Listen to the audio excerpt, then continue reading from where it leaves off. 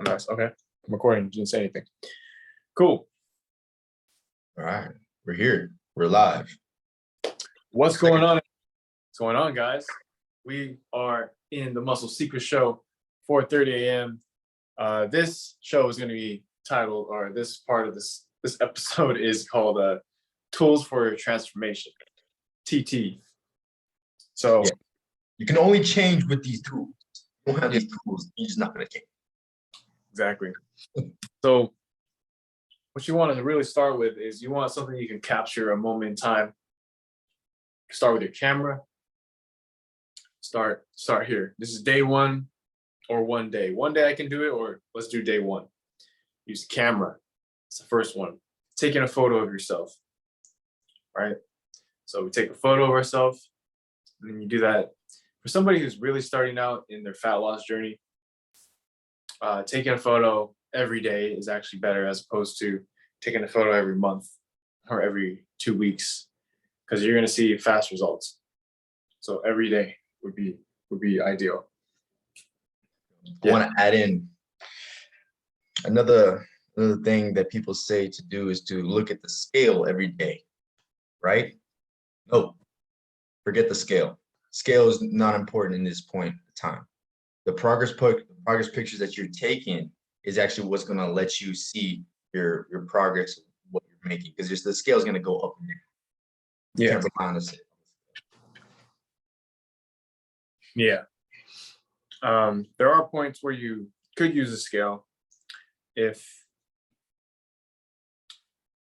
I mean, there would be points where you could use a scale though. Like if you don't have anything else, if you don't have a camera, say like you're a person who doesn't have a phone and you do have a scale and that's the only thing you need to use, you can use, then yeah, use that. How are they watching this if they don't have a phone? If they don't have a phone, how are you watching this, my guy? Are you on like Mars or some shit? Like what? No, but he could be on his laptop. Be on his laptop. All right. Somebody, man. So you want a phone. So tools for transformation. Tools. Yeah, I always get that S wrong. Tools of transformation. Progress pictures are very important. When I lost a lot of weight, 300 pounds, I'm now weighing 185. You know, I tell my brother this because he's in the same progression right now. And that's like one thing that I regret, guys. That's the one thing, because I don't have an abundance of pictures that I can look at that show me my progress from day one all the way down to now. And, you know, I have a few pictures that I can use and I look at, but I remember just thinking if I had more. So this is just my recommendation, guys. You might feel subconscious taking the pictures because you don't already like what you see in the mirror. You need to take it. Yeah. Months, 6 months, 8 months, when you change it, you're gonna look back and be like, dang, that was you. I know it doesn't seem like that right now, but you gotta understand, you gotta look a little bit further in your progression. Yeah. Yeah, it's so important. If you don't, you gotta take that initial step. You need a tracking device. You need something that can track your progress. If you're not tracking it, you're slacking it. If you, what gets measured gets managed. This goes with everything. It's the best way to put it. So track. Boom, track.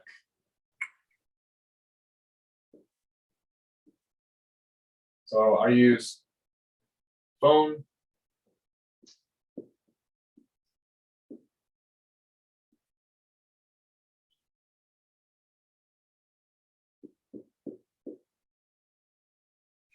Pictures.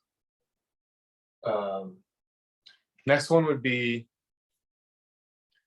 we could do measuring tape. I like measuring tape. Measuring tape's cool because the waist, right? If you measure your waist, if it's shrinking, you're losing body fat.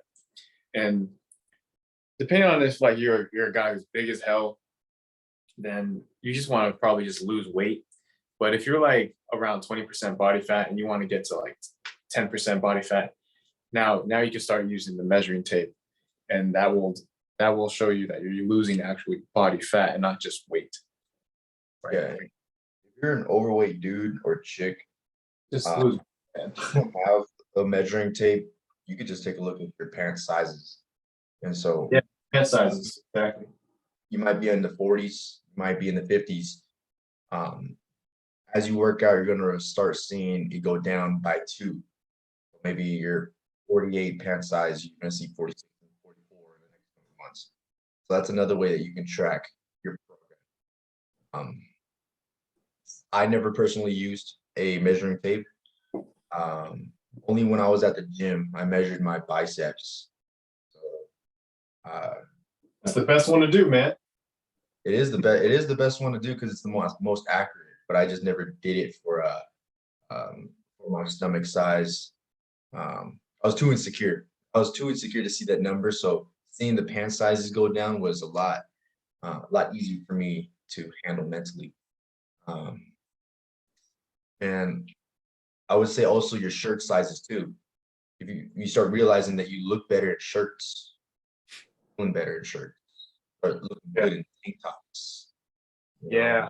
Yeah, clothes, man. That's a big one, man. When you start feeling it differently, man, you know things are changing. Yeah. Even shoes, man. Like I didn't know that shoes was gonna be be a big What? change. Yeah, shoes, because my feet used to be so wide, trying to hold my big ass up. So I had to I had to wear like wide shoes. And when I lost the weight, my feet started getting more narrow. Now I have narrow feet again. But yeah, I lost fat in my feet too. So you got fat pretty much everywhere around your body. Yeah. You know, lose them in different places. Damn, dude. Okay. So we got what we got here so far is track. You got your phone photos. You got measuring tape, the way your clothes feel, the way you're also when the way you're building like if you're building muscle, man, you could feel like the shirt's a little different. Well, depending on today's day and age, everybody likes to wear baggy clothes now. Back in the day, it shifts every era. Hey, we're wearing tank tops. Okay, my chest feels amazing right now. Yeah, there you go. Let's see what else. I got the phone. The next one is depending on where you're at in your journey. If you want to remember, if you're just big as hell, you're 30% body fat, you're 20+% body fat for a man. I just recommend tracking how many meals you're eating. Right? Did you eat 3 meals today or 4 meals? Are they big? Are they large, medium, or small? How many That's snacks? important. How many snacks are you eating? Yeah. What you just said is important. When you're first starting out, to count how many meals you're actually having. Because when you're starting out, you don't want to count macros. You might not even know what a macro is. It might scare you away. But how many meals that you're having, really good factor to start out with. In fact, that's what I started out with. So if you're eating 4 burritos during the day, burritos are really good. Eat 3.5 burritos the next day. And then continue that process where 2 weeks later you eat 3 burritos and 2 burritos. And as you do that, you'll start to lose weight. But it starts with exactly what he just said, counting how many meals you have. Yeah, so that you can get in the rhythm of actually tracking what you're eating and putting in your body. Yeah. Or sometimes I do this with my clients is I tell them to send me a meal photo. Just the mere act of sending a photo of your meal actually will make you lose weight because what gets tracked gets managed, and it's the psychological effect that you're actually being careful on what you're eating. So I told them, just send me photos, man. Send me photos of what you're eating. I don't care how much you're eating, just send me photos.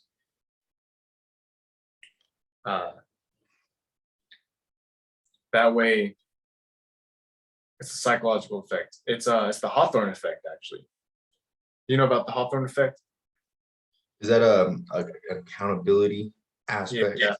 Remember Brandon was talking about it?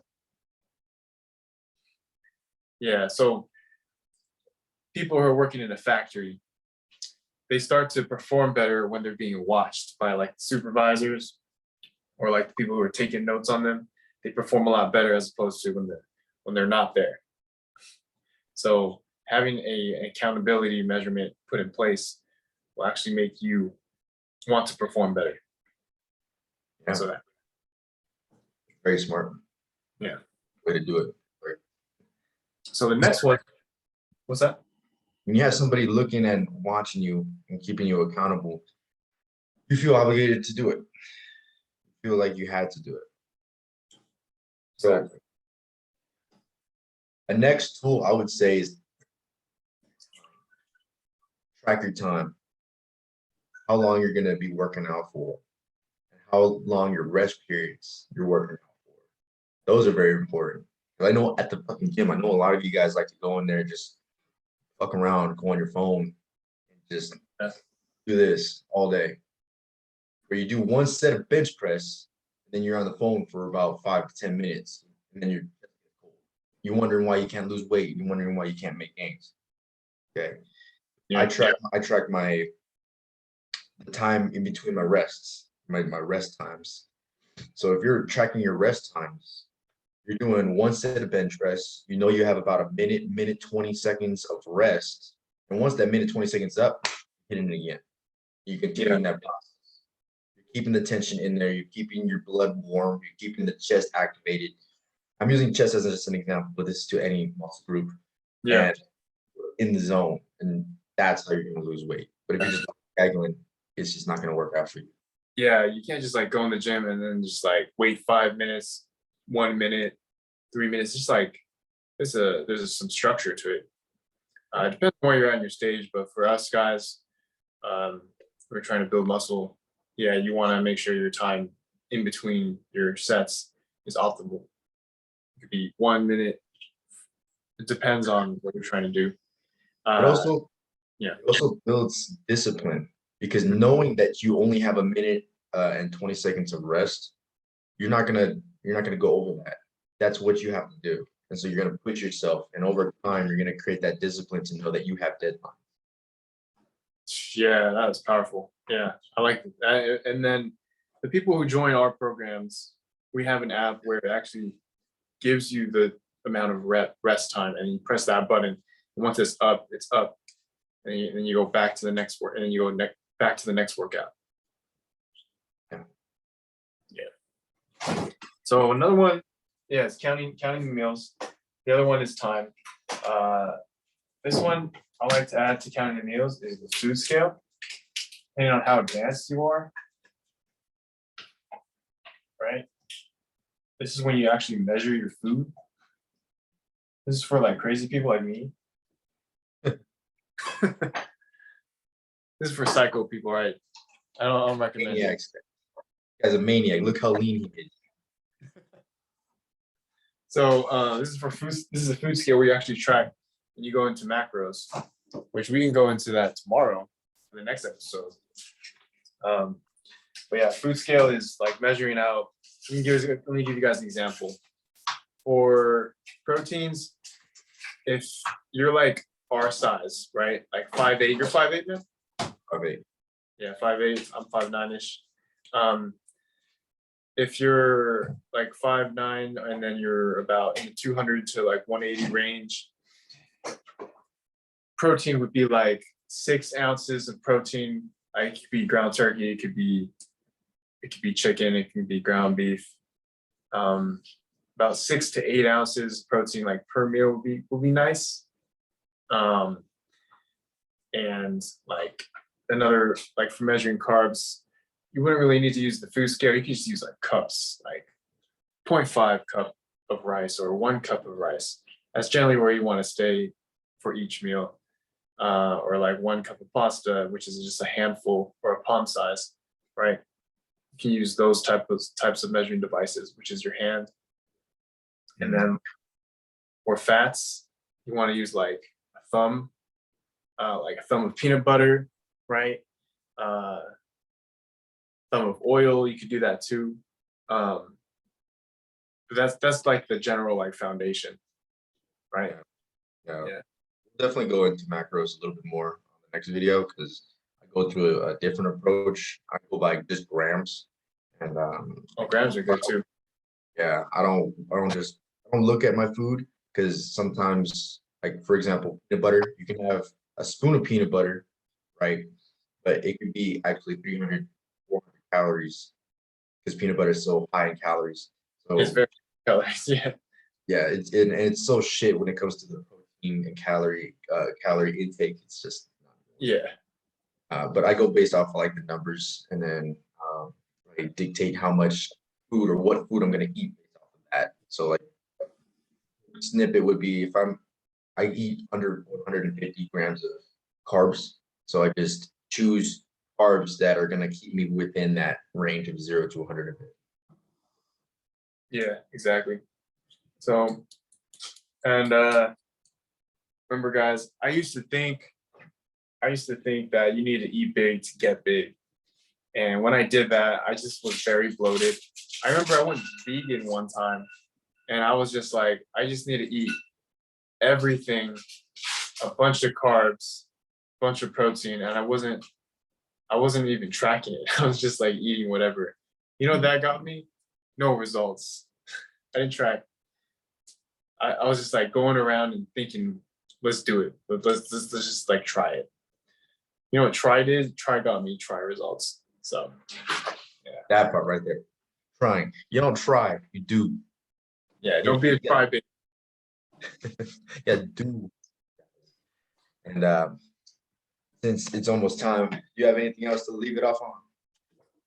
Yeah, man. Yeah, these are the tools of transformation. I knew that if I didn't use any of these tools, I wouldn't get the physique I have right now. I wouldn't be a meal prepper athlete who I am right now. What about you, man? Yeah, guys. So all the tools that we had just given you, they won't work unless you're part of our coaching program. So if you want to join our coaching program, go ahead and hit the link. We'll help you get the body that you want, the results that you want to get. And if not, that's okay too. Still enjoy the free value. Yeah. All right, guys. See you guys in tomorrow's episode. Let's get it. We'll talk macros. Let's go. Peace. Peace.